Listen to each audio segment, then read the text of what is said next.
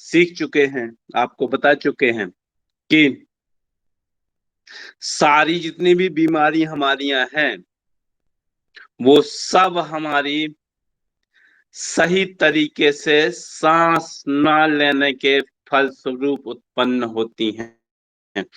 जैसे ही हम अच्छा करेंगे तो मन को शांति मिलेगी, मन शांति मिलती है तो अच्छा लगने लगता है। व्यक्ति ध्यान पूजा पाठ करता है, योग करता है तो मन को शांति मिलती, तो सांस स्वतः धीमी हो जाती है और लंबी हो जाती है। और जब व्यक्ति कुछ भी गलत काम करता है तो उसकी सांसें लंबी हो जाती हैं, दूर तक जाने लगती है, साथ में जल्दी जल्दी सांस लेने लगता है बार बार। क्रोध करेगा एकदम से तो जल्दी जल्दी सांस लेने लगेगा, भयभीत हो जाएगा तो जल्दी जल्दी सांस लेने लगेगा, प्रकृति के विरुद्ध कार्य करेगा तो जल्दी जल्दी सांस लेने लगेगा। तो ये सब इसके फलस्वरूप क्या हुआ, हमारा जो सांस का स्वाभाविक पैटर्न था उसको हमने चेंज कर लिया। उस सांस के स्वाभाविक पैटर्न के परिवर्तित होने से ही हमारा सब कैरियर में प्रॉब्लम, आर्थिक स्थिति गड़बड़ाना, स्वास्थ्य खराब होना, सामाजिक संबंध बिगड़ना, हमारी नेगेटिव एनर्जी स्प्रेड होना, पॉजिटिव एनर्जी नहीं मिलना, सब लोगों से संपर्क खत्म हो जाना, आध्यात्म से पाश्चात्य संस्कृति के प्रति ललक पैदा, इसी इन्हीं कारणों से ये सब प्रॉब्लम शुरुआत होती हैं। तो हम यदि अपनी सांस के ये क्या कर लेंगे तो हमें मैंने तो सारी अपनी समस्याओं से मुक्ति मिल जाएगी और उस स्वाभाविक सांस के पैटर्न के फलस्वरूप हम अपनी जो भी खो चुके हैं उसका पुनः स्थापन करेंगे, फिर से प्राप्त करेंगे हम अपनी खोई हुई शक्ति को। स्वास्थ्य हो, चाहे पैसा हो, चाहे प्रॉपर्टी हो, कोई भी चीज हो, सब चीजें आपको श्वास से ही, सांस से ही मिलती हैं। इसी से ही सब कुछ होता है। व्यक्ति की आर्थिक स्थिति गड़बड़ा गई है तो उसमें वायु और अग्नि का काम रहेगा। कैरियर संबंधी प्रॉब्लम है तो वायु और अग्नि को साधेंगे तो हो जाएगा। यदि आपको आध्यात्म दृष्टि से आगे बढ़ना है तो वायु और आकाश को साधिए, उससे आपका काम पूरा हो जाएगा। यदि आपको धन संपत्ति चाहिए, अटूट संपत्ति, तो वायु और पृथ्वी को साधिए, तत्वों को, आपको अटूट संपत्ति मिलने लगेगी। तो ये सब इन सब तत्वों के ही कारण होता है। इवन आपको कोई भी समस्या आई है दिन में तो वो सिर्फ आपके उस तत्व के असंतुलन के फलस्वरूप ही हुई है। ये बहुत बड़ा विज्ञान है, विशद विज्ञान है और अद्भुत है। और पूरा ज्यों का त्यों एक एक सेकंड का हिसाब रहता है प्रकृति के पास हमारा, एक एक सेकंड का। ये सब सांस से ही चलता है। तो कुछ दिन पहले हमने आपको बताया था कि जब हम लंबी गहरी सांस लेंगे, लंबी हुई गहरी सांस के साथ में जो चीज हम धारणा करते हैं, मांगते हैं, वो हमारा पूरा हो जाता है। और जो हमको छोड़ना है जाती हुई सांस के समय, वो चीज हमको बाहर फेंकना है। अब जैसे मंदिर में हम गए तो हम सांस भरते हुए मांगेंगे, कोई भी भगवान से प्रार्थना करेंगे। और जितने भी हमारे विचार हैं, कुविचार हैं, नकारात्मक ऊर्जा है, तो उसको हम निकलती हुई सांस के साथ ध्यान करके छोड़ते हैं। आज की साधना इन्हीं सब चीजों पर आधारित है कि हम अपनी प्राण शक्ति का पुनर्स्थापन कैसे करें। और ये आज हमारी 99 साधनाएं पूरी हो जाएंगी। उसके पश्चात हम कुछ दिन का क्लास का अवकाश शुरू होगा और फिर नवंबर में हमारी क्लासेस फिर से शुरू होंगी। अभी फिर आपके मेडिटेशन, ध्यान की कक्षाएं चलेंगी। ये साधना की क्लास आज यहाँ समाप्त हो जाएगी, क्योंकि अभी गौ माता पर संकट चल रहा है, तो उसमें हमारी भी व्यस्तताएं रहेंगी। अभी ज्यादा ज्यादा दवाइयां भी बनानी पड़ती हैं, ज्यादा अध्ययन भी करना पड़ता है, नई नई चीजें भी अध्ययन करना पड़ता है। तो आज की हमारी क्लास ये साधना की अंतिम होगी। दीपावली के बाद हम फिर आपकी सेवा में उपस्थित होंगे नई नई चीजें लेके। तो साधना की क्लास आज यहीं तक रहेगी, और जो अभी साधनाएं आपको सिखाई गई हैं इनका अभ्यास करिए और इनको लगातार करते रहिए। तो पहली विधि पहली विधि में हमको क्या करना है, सीधे बैठ जाना है, गर्दन सीधी रह के रखेंगे, बाई नासिका से 9 बार सांस लेंगे। इसको प्रणव मुद्रा को लगा लीजिए। दाहिनी नासिका को हम बंद करेंगे, ये 2 अंगुलियां लगाते हैं यहाँ पर, ये प्रणव मुद्रा कहलाती है। अग्नि, वायु, आकाश, पृथ्वी और जल, ये आपको बता चुके हैं सारी की सारी। अग्नि ऊपर की तरफ जाती है, अग्नि हमेशा, तो ये ऊपर की तरफ जाता है। इन अंगुलियों से ही आप बहुत सारी चीजें ठीक कर सकते हैं। ये जब कभी क्लासेस इसकी होंगी तब आपको ये मुद्रा विज्ञान और ये सब अद्भुत इनका रहस्य बताएंगे। अग्नि ऊपर की तरफ जा रही तो ये ऊपर की तरफ जा रहा, तो अग्नि हो गया ये। अग्नि के पास वायु होती है, तो ये वायु हो गई। फिर सबसे ऊपर रहता है आकाश, ये सबसे ऊपर आकाश, बीच की अंगुली है आकाश तत्व। आकाश के नीचे आती है पृथ्वी, पृथ्वी हो गया। और पृथ्वी के रिंग फिंगर, जिसमें अंगूठी पहनते हैं, अनामिका। और इसके नीचे, पृथ्वी के नीचे होता है जल, पाताल लोक में, तो ये सबसे छोटी अंगुली है, जल तत्व हो गया। इनसे ही आप सब चीजों को ठीक कर सकते हैं, बीमारी को। ये भी जादू की तरह काम करती है, बागे आपको सिखा चुके हैं।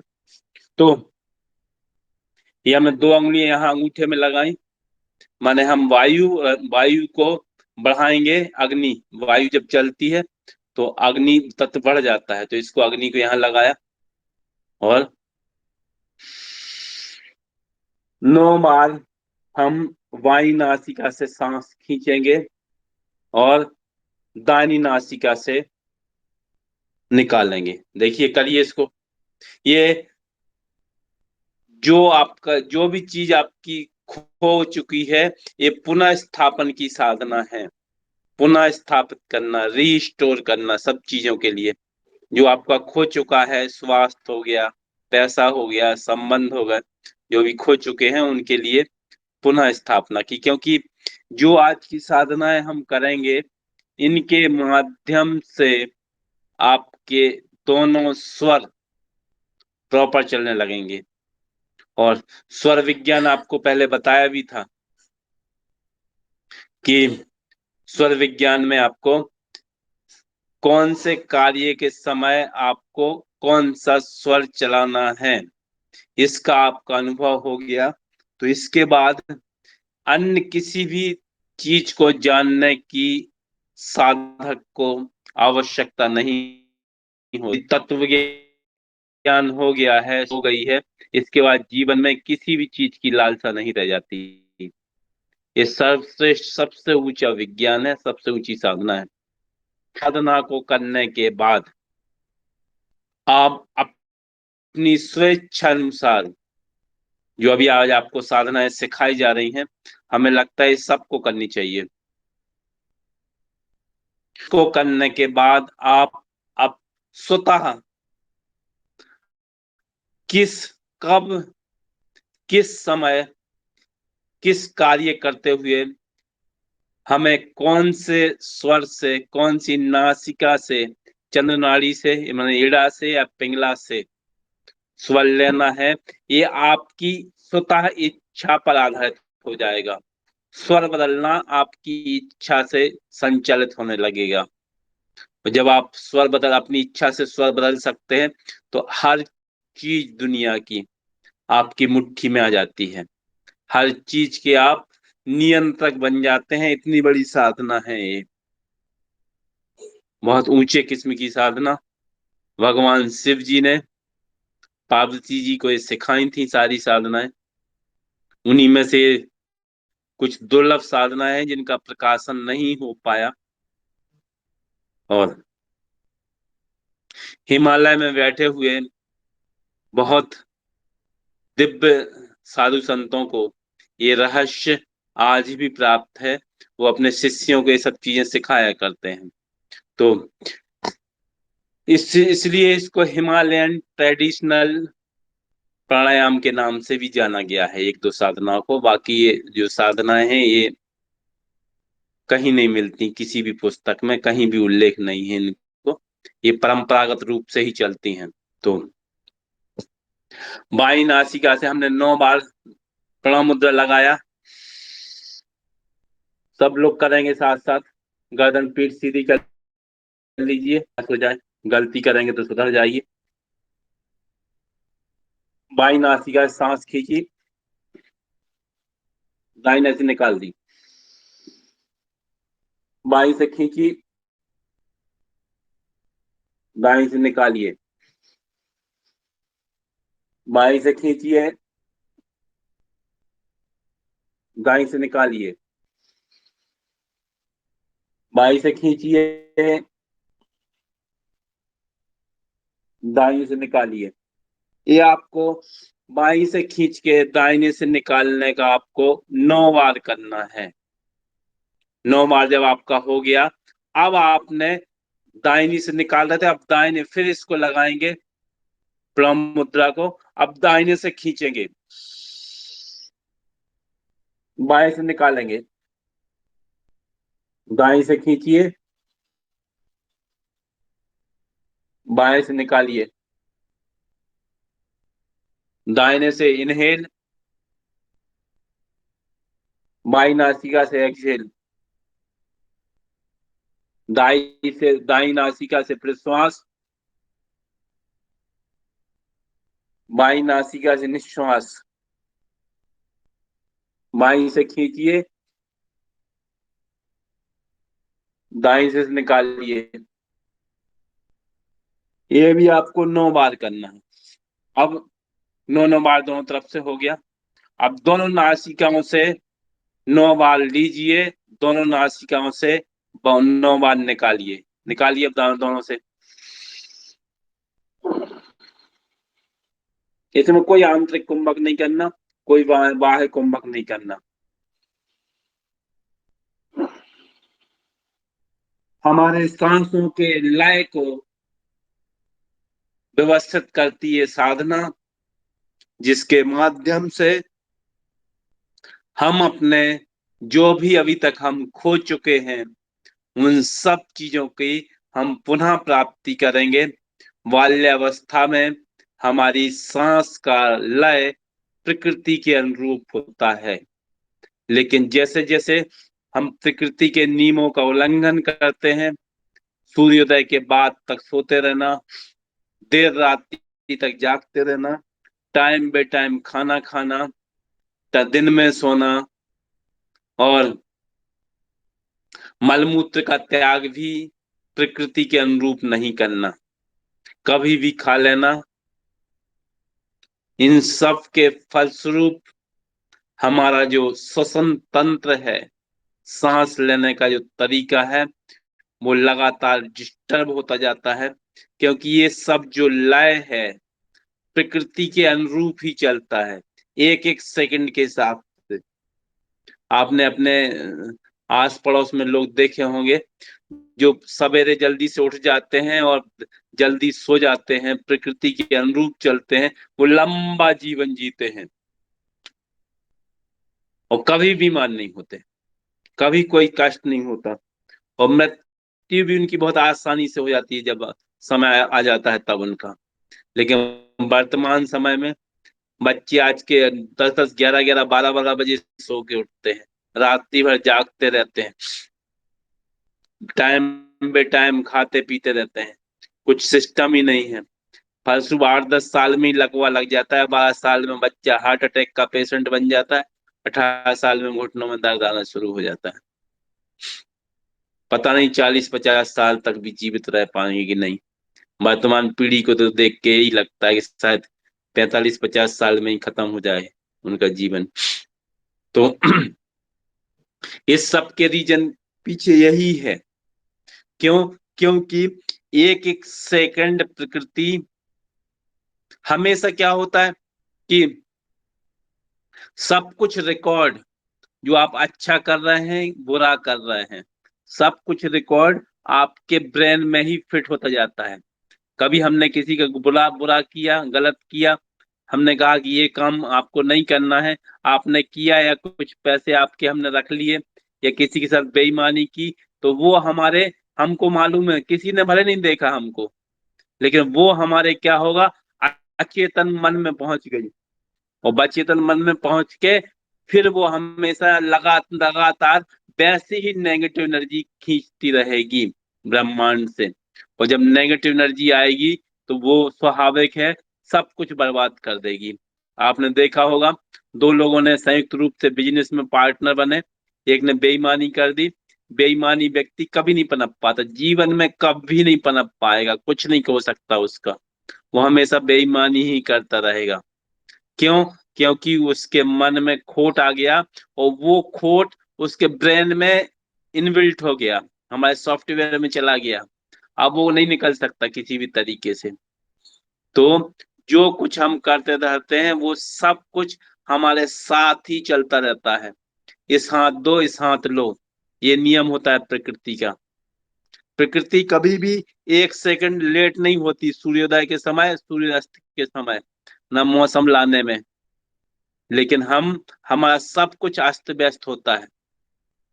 यथा योग में कहा गया है, यथा पिंड तथा ब्रह्मांडे, जो कुछ ब्रह्मांड में है वही सब कुछ हमारे शरीर में है।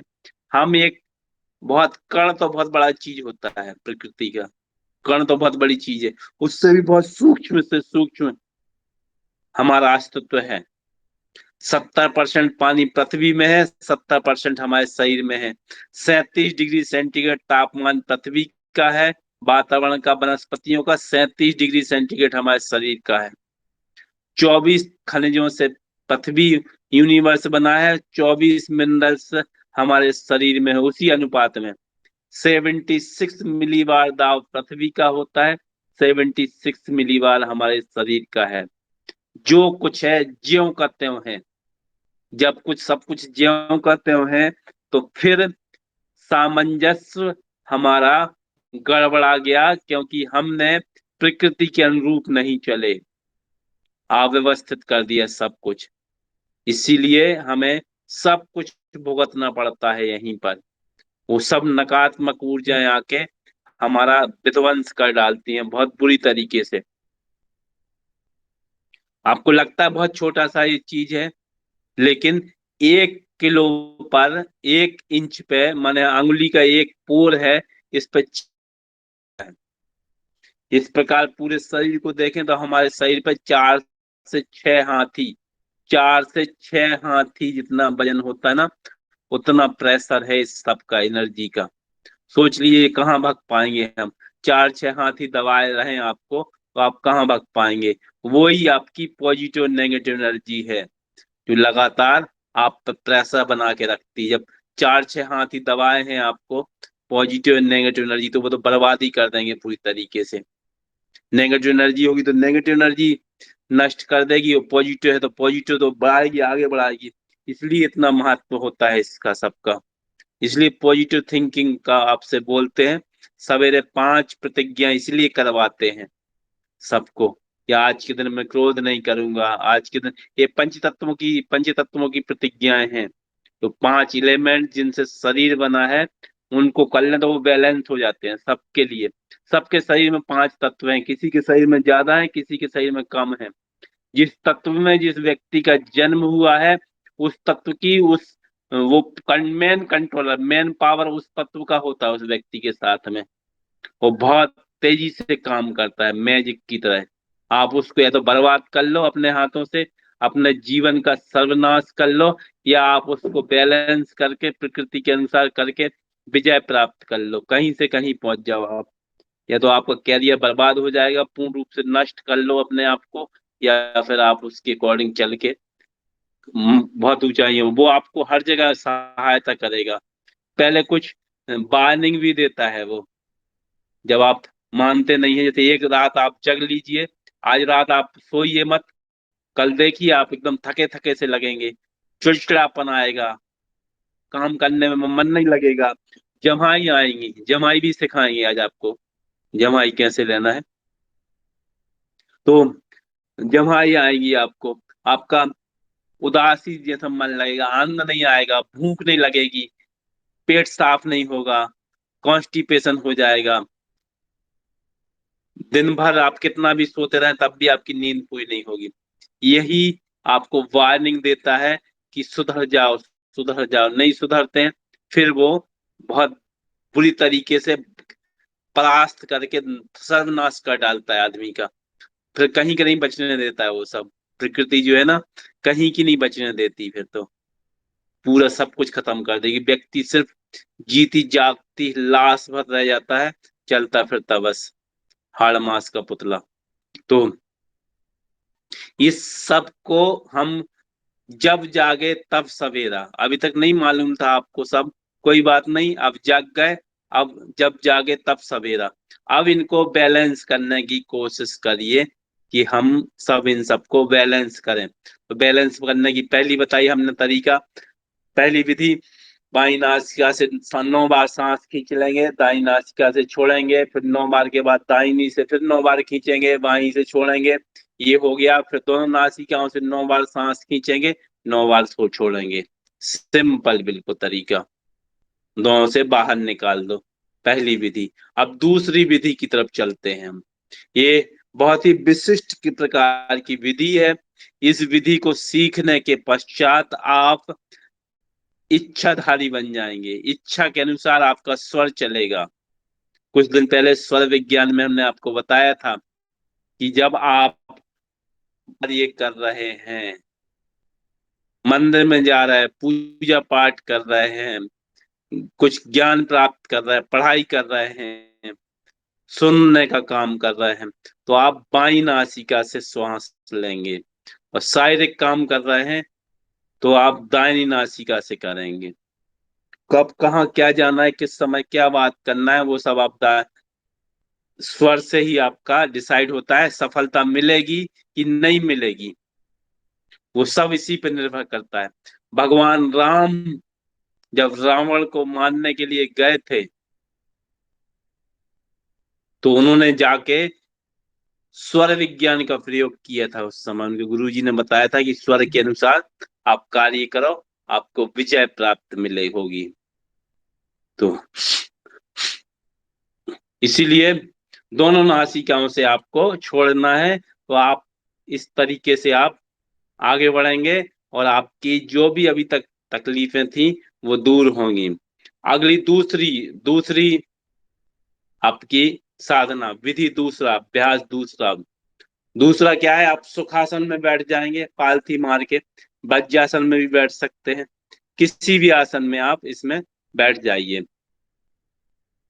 इसमें आप ज्ञान मुद्रा लगा लीजिए हाथों में ये, इसमें अंगुलियों का प्रयोग नहीं करेंगे, सो ध्यान रखिए। नाक को बंद करने के लिए अंगुलियों का प्रयोग नहीं करेंगे इसमें। आंखें बंद करेंगे ज्ञान मुद्रा लगा के, मानसिक रूप से नासिका को देखेंगे। आंखें बंद करके हमें नासिका को पे ध्यान लाना है, नासिका पे हमारा ध्यान रहेगा और आंख पे ध्यान रखे रहेगा।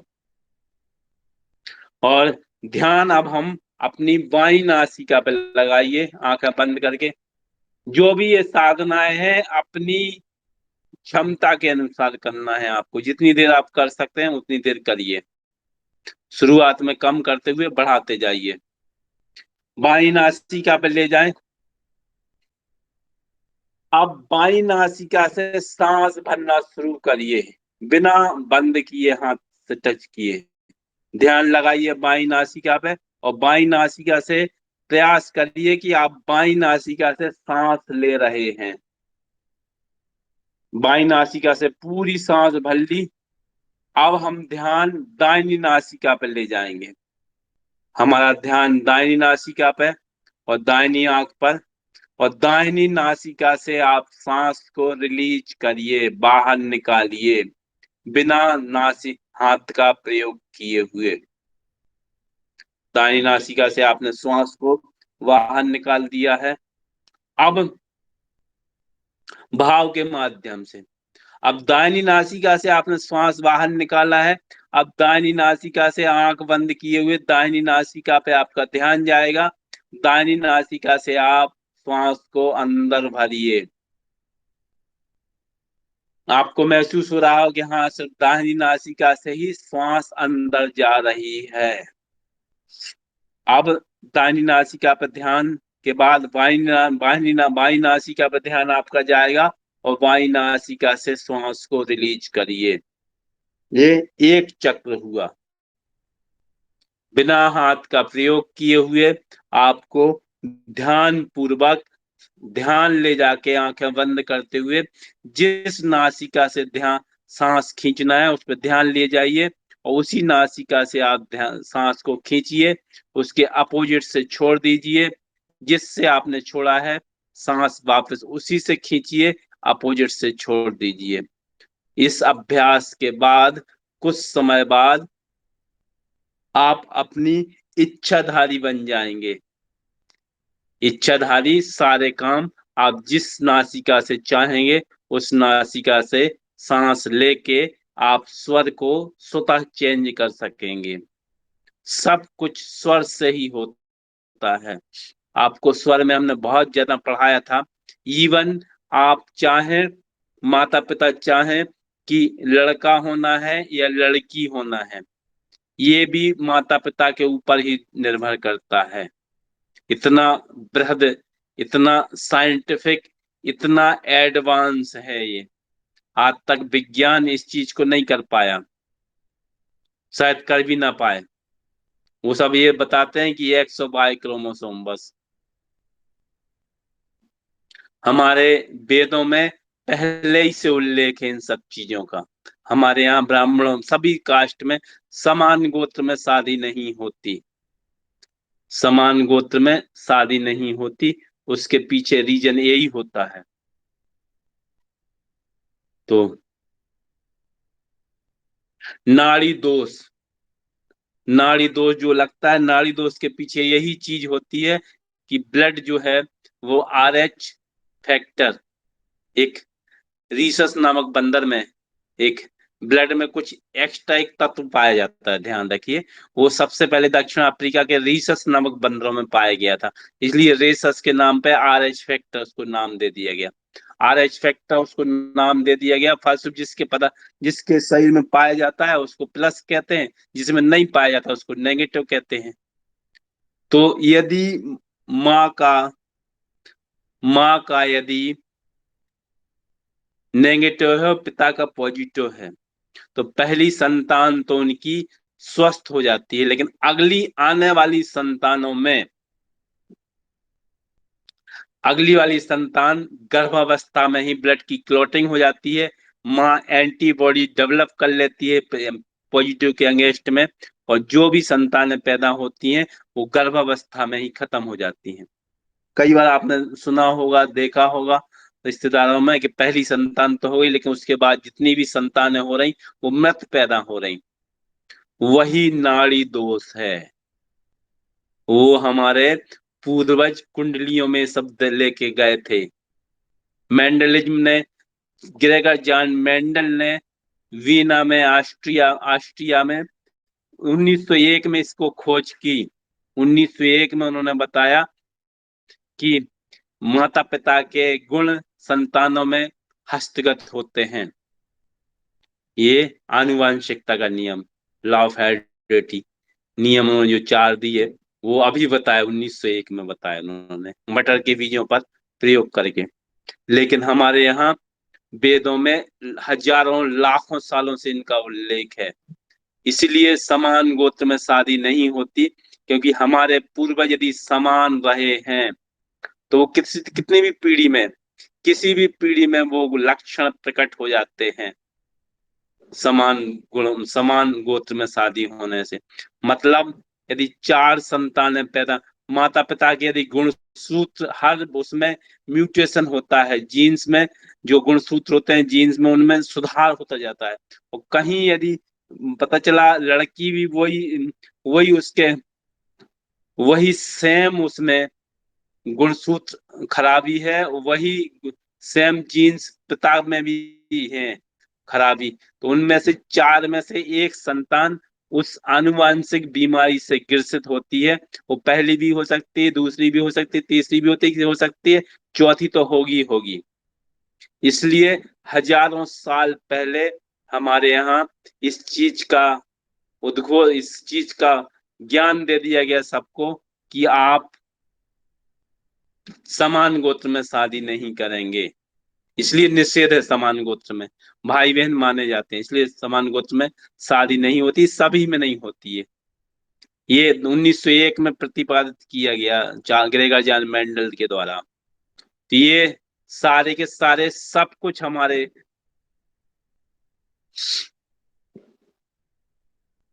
हम्म चलिए उपाय हम बता देंगे आपको, है ना, पर्सनली आप हम लोग से हमसे पूछ लेना, इसका उपाय भी है। तो ये हम ये बताने की बात कर रहे हैं आपसे कि ये कितना एडवांस है। दो लोग हमको मिले अपने जीवन में, उन्होंने एक ने तो चैलेंज करके बोला था पहले ही हमसे कि अब हमारे यहाँ तीन लड़के हो गए, अब लड़की होगी। मैंने कई साल पहले की बात है, बहुत समय पहले की। मुझको भी उस समय सही बताएं ये सब नॉलेज नहीं था इस सब चीज का, ना ये सब स्वर विज्ञान का।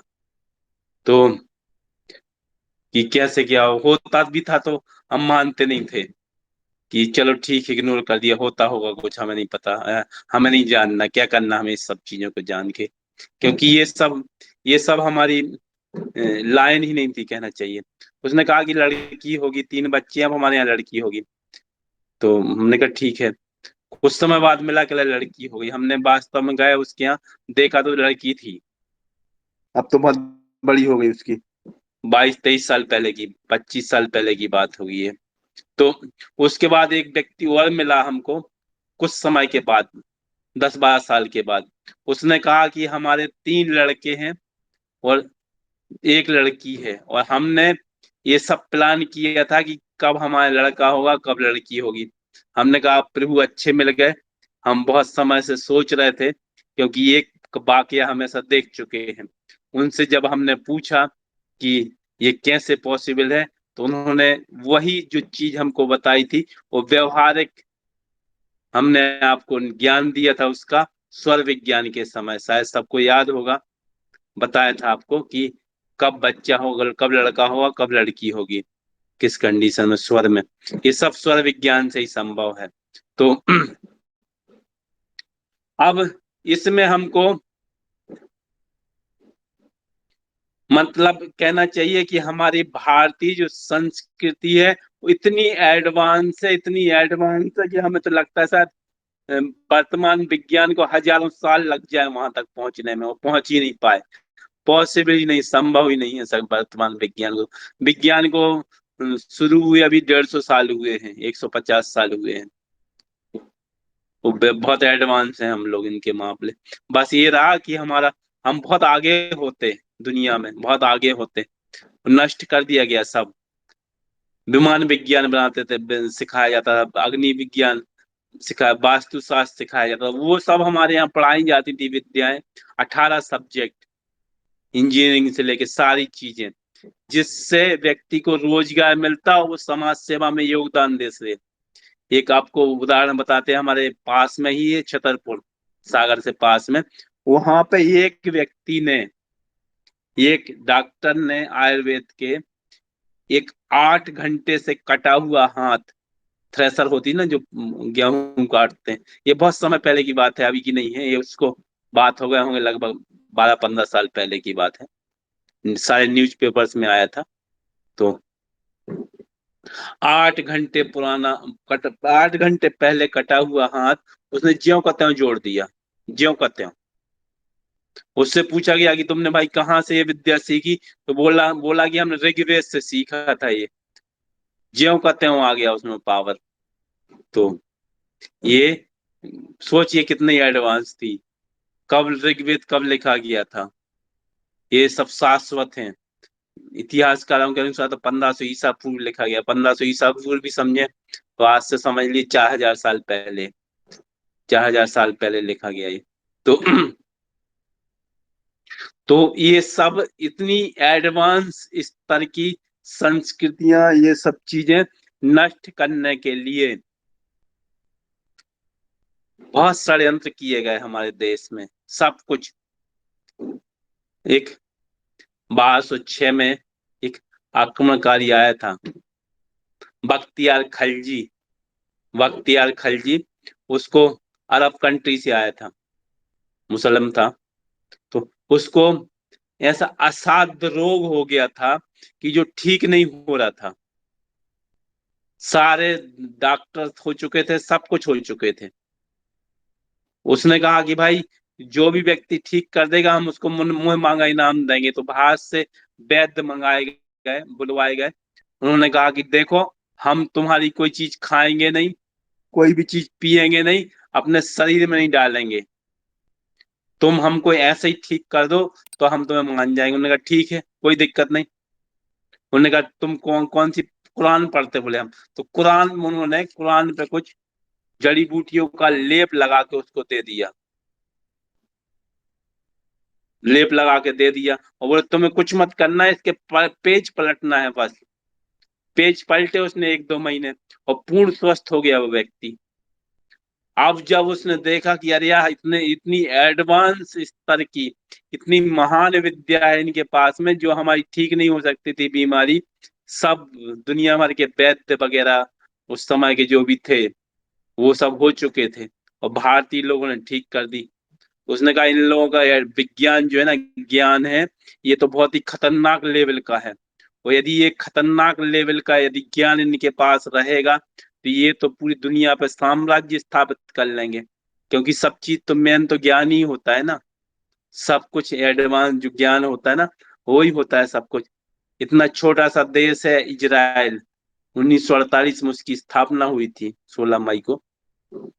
बहुत छोटा सा, लेकिन पूरी दुनिया चौंकती उससे। क्यों? क्योंकि वो यहूदी जाति के लोग हैं। जितने भी दुनिया में महान आविष्कार हुए, परम आटोहन से लेके रदरफोर्ड परमाणु बम, Charles Darwin, Gregor John Mendel, Albert Einstein, Darwin, जो भी व्यक्ति का आप नाम कहें, 95% वैज्ञानिक सारे यहूदी ही रहे हैं।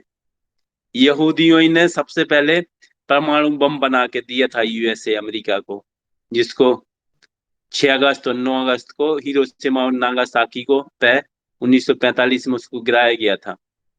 उसी के एवज में अमेरिका ने, यूएसए ने उनको देश दिया, मुसलमानों की कंट्री में लाके बसा दिया उनको जबरन। उनके पास इतना एडवांस लेवल का नॉलेज रहा है, और अभी भी है, कि पूरी दुनिया कांपती है उनसे। हमारे एक शहर से भी बड़ा नहीं होगा, यूपी से भी बड़ा नहीं है इजराइल, इतना छोटा है। तो ये सब ज्ञान की ही महिमा है।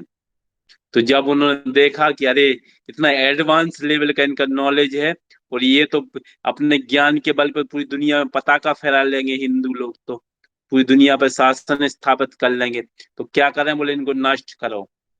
उसने आक्रमण किया 1206 में, और आया, और नालंदा, वर्तमान में झारखंड में, बिहार का था पहले, उसमें आग लगा दी उसने। इतनी इतनी किताबें थी, इतनी किताबें थी कि पूरी जल के 6 महीने तक, 6 मंथ तक आग नहीं बुझी, पूरा जला के नष्ट वष्ट कर गया वो पूरा। ये बहुत खतरनाक लेवल का नॉलेज है इनके पास में। ये रहेंगे तो पूरी ये इस्लाम पूरी दुनिया पे शासन नहीं कर पाएगा, वो यही कब्जा करके बैठ जाएंगे। तो ये ऐसी ऐसी चीजें हमारे यहाँ विज्ञान, विमान विज्ञान पढ़ाए थे, जिसमें विमान बनाते थे, मिसाइल बनाते थे आदमी, सारे के सारे आर्किटेक्ट थे, पुल बनाते थे सब। तो वो सब विज्ञान खत्म करके क्या पढ़ाया गया? फ्रांस की क्रांति, रूस की क्रांति कब हुई, टर्की की क्रांति कब हुई, इटली में पुनर्जागरण कब हुआ, पानीपत के प्रथम द्वितीय युद्ध कब हुए, किन किन के बीच लड़े गए। अरे तो इनसे खो क्या रहा कि पानीपत के दूसरे और तीसरे युद्ध हम रट लिया सब कुछ, क्या मिल रहा। हम किसी सब्जी वाले को यदि सुनाएंगे कि पानीपत का प्रथम युद्ध 1526 में, द्वितीय 1556, तीसरा 1761, तो क्या वो हमें फ्री में सब्जी देगा? होटल वाले को सिखा बताएंगे तो खाना देगा क्या? बिल्कुल नहीं देगा। कोई मतलब ही क्या नहीं है नॉलेज। ये आईएएस एग्जाम आईपीएस में भी रख दिया गया तो उनका कोई मतलब नहीं निकला। ये तो सब विदेशियों का एक छोटा सा उदाहरण था। उसके बाद उनसे बड़े और भी थे। लॉर्ड मैकाले, जिसने आके भारतीय संस्कृति की, भारतीय जो शिक्षा पद्धति थी उसको ही अवैध घोषित कर दिया कि इनकी संस्कृति संस्कृति नष्ट हो जाए। जब शिक्षा ही नहीं बचेगी आपको, जो क्या अवैध घोषित हुए तो क्या हुआ, जो हमारे यहाँ गुरुकुल थे तो गुरुकुल में अवैध हो गए। जो पैसा चंदा मिलता था तो वो अब चंदा मिलना बंद हो गया। जब अवैध घोषित हो जाते हैं तो चंदा जो देता है वो भी जेल में जाएगा। जो पढ़ाते थे उनको जेल में डाल दिया, जो गुरुकुल थे उनको आग लगा दी गई, नष्ट कर दिया गया। जो बच्चे वहां पढ़ने जाते थे उनको जेल में डाला जाने लगा, पीटे जाने लगा। कहीं भी तुम जाओगे पैसे दोगे और तुम्हारा भी खैर नहीं, सब अवैध हो गया। जब सब अवैध हो गया तो स्वाभाविक है सब खत्म। इवन आपको बताएं 1953 में, 1853 में एक हिंदू मैरिज एक्ट बना था। 1855 में, 1854-53 से बनना शुरू हुआ था। 1855 में ये हिंदू मैरिज एक्ट बना था, जिसके अंतर्गत हिंदुओं पे ये प्रतिबंध लगा दिया था अंग्रेजों ने कि यदि हिंदुओं की शादी शादी ईसाई रीति रिवाज से, हिंदुओं की यदि शादी ईसाई रीति रिवाज से नहीं होगी तो वो शादी अवैध होगी, और उससे जो संतानें पैदा होंगी वो भी इलीगल मानी जाएंगी। सोचिए आप, ये सब लादे गए हमारे ऊपर।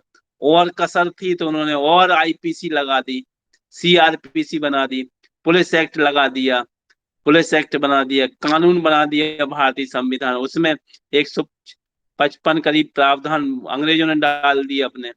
तो को मतलब कहने का, भारतीयों को, हमारी संस्कृति को, हमारी सभ्यता को नष्ट भ्रष्ट करने का, पूरा बर्बाद करने का हमें किसी ने कोई कसर नहीं छोड़ी कि कैसे भी तरीके से हो। क्योंकि वो जानते थे सारे लोग कि ये हिंदू लोग जो हैं, ये सनातनी जो लोग हैं, इतने एडवांस लेवल के हैं, इतने महान हैं, इतने ज्ञान के धनी हैं, ये दुनिया में कुछ भी कर सकते हैं कहीं भी। इतना अखंड नॉलेज है इनका, ये कहीं भी कुछ भी कर, सब कुछ करने में सक्षम है ये। इसलिए डर के उन्होंने शुरुआत से ही ले लो आप, किसी भी सबसे सब नष्ट भ्रष्ट करने में लगे रहे, सिर्फ हमारे ज्ञान को हमें बर्बाद करने में किसी ने कोई कसर नहीं छोड़ी। तो हमें अब समय आ चुका है कि हमें अपनी संस्कृति की तरफ पुनः वापस लौटना है। इसलिए आपसे आग्रह है कि संस्कृति की तरफ लौट चलो, उनकी तरफ मत भागो, अंग्रेजों की तरफ। वो तो क्या सिखाते हैं, पिता को अंग्रेजी में पढ़ा लिया हमने, बच्चे को पढ़ा दिया, अब जो पाँव पढ़ना सिखाया नहीं हमने उसको। टाटा हाय बाय बाय, जब वो परीक्षा देने जा रहा तो उसको अंगूठा दिखा रहा है, उसके लिए विश कर रहा है। जन्म जन्म बर्थडे मना रहा है तो हम केक काट रहा है, उसका मोमबत्तियां बुझा रहे हैं। अरे मरे हुए व्यक्ति की बुझाई जाती है मोमबत्तियां, जीवित की थोड़ी बुझती हैं। सब कुछ उल्टा सीधा उल्टा उल्टा। अब बच्चा बच्चा जब बड़ा होता है तो उसको लगाव थोड़ी होता है माता पिता से, क्योंकि संस्कार ही नहीं दिए गए। अंग्रेजी शिक्षा सीखना, दुनिया की कोई भी भाषा सीखना बहुत अच्छी बात है, लेकिन अपनी संस्कृति सर्वोपरि है। अपनी संस्कृति में रहते हुए सब सीखना बहुत अच्छा है। विदेशी संस्कृति का अपना लेते हैं और बस उसके बाद बच्चा जब बड़ा होता है तो उसमें संस्कार तो होते नहीं भारत के, फलस्वरूप वो जवाब देता है। यही कल्पना की थी लॉर्ड मैकाले ने कि हमें आने वाली पीढ़ियों को ऐसा बनाना है, ऐसा बनाना है जिससे वो रंग रूप में तो भारतीय दिखेंगे सब कुछ, लेकिन बुद्धि विवेक और सोचने की दृष्टि से पूर्ण रूप से अंग्रेज होंगे। पाश्चात्य संस्कृति में रचे बसे होंगे। फलस्वरूप ये भारत के लोग ही भारत के विरोधी हो जाएंगे, दुश्मन बन जाएंगे। इनके एक एक घर में अंग्रेज पैदा हो जाएगा, जो उनकी कब्र, पूरे परिवार को, पूरे कुटुंब को, पूरे वंश को कब्रिस्तान तक ले जाएगा। यही अपने आप मरते रहेंगे एक दूसरे में, और वो काफी हद तक सफल हो गया। तो इसीलिए क्या हुआ, इन सब चीजों के फलस्वरूप बच्चा जब बड़ा होता है तो माँ के लिए मॉम कहता है, माता जीते जी मम्मी बन गई। पिताजी को डैड कहता है, डैड हो गए पिताजी जीते जी। मृत हो गए, डैड माने मृत।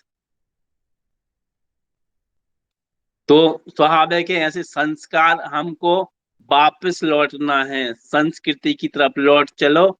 यही हमारा इस टारगेट है, यही इसका लक्ष्य है प्राण योग का। तो सब सिखाएंगे, सब सिखाएंगे, अभी बहुत सारी साधनाएं हैं। आज आज चूंकि विशेष है, तो सब देखते हैं हम कि असत्य पर सत्य की विजय। अपने ही अंदर तो सत्य जगाएं पहले हम, अपने अपने ही अंदर जो असत्य है, जो सब चीजें हैं, कुरीतियां हैं, वो अपनी संस्कृति में आ गई हैं, उनको ही तो खत्म करें सबसे पहले। यही सबसे बड़ी, यही सबसे बड़ा त्योहार होगा हमारे लिए, दशहरे का, विजयदशमी का विजय पर्व यही होगा। तो वापस हमारी दूसरी साधना की तरफ, बाई नासिका से सांस पूरी भर लेंगे, ध्यान दाहिनी नासिका पे लाएंगे, और दाहिनी नासिका से हम आंख पे ले जाएंगे, और दाहिनी नासिका से श्वास को धीरे धीरे छोड़ेंगे। ध्यान रहे, इसमें हमें हाथ का प्रयोग नहीं करना है, सिर्फ भाव के माध्यम से ही हम सांस को अंदर भरेंगे, सांस को बाहर छोड़ेंगे। फिर दाहिनी नासिका से, जिससे हमने छोड़ा उससे फिर हम सांस को अंदर भरेंगे, भाव के रूप में। भाव तो करना है, सांस में प्रयास भी करना है बिना दबाए हुए। ये आपका मन मर्जी के अनुसार आपके स्वर को चलाने की अद्भुत साधना आप सीख रहे हैं। कौन से स्वर से कौन सी आपको चलाना है। फिर आपने जिससे भरा था उससे आगे से छोड़िए, भाव करिए कि सांस निकल रही है और वास्तव में निकल रही है। जिससे छोड़ा है उससे वापस सांस खींचिए, उस तरफ ध्यान ले जाइए। अब अंगेष्ट जो है, आप विपरीत से निकालना है सांस को, विपरीत की तरफ ध्यान ले जाएं, उससे छोड़ दें। और ये शुरुआत में अपनी क्षमता क्षमता के अनुसार, शुरुआत में भले ही आपको लगे कि आपको आंख बंद करके कंसंट्रेशन नहीं हो पा रहा है, तो आंख खोल के भी कर सकते हैं, लेकिन कोई भी आप नॉस्ट्रल अपने हाथ से नहीं दबाएंगे, आप सिर्फ प्रयास करेंगे। शुरुआत में एक दो दिन में अटपटा लगेगा, कि लगेगा दोनों से आ रही है सांस, दोनों से आ रही, दोनों से आने तो कोई दिक्कत नहीं, लेकिन कुछ समय के बाद आपको अभ्यास हो जाएगा, और अभ्यास के बाद आप इसको बहुत भली भांति, बहुत अच्छे तरीके से कर सकेंगे। सत्येंद्र साहू जी और कुछ बोलना चाहते हैं? जी सत्येंद्र जी, क्या विचार रखना चाह रहे हैं आप? सत्येंद्र जी साहू जी। जी गुरु जी, गलती से टच हो गया। मैं ये पूछना चाह रहा था कि कितने चक्र ये करना है। अपने अनुसार बढ़ाते जाओ, हर दिन 9 तो शुरुआत में करो करो। ठीक है सर, धन्यवाद।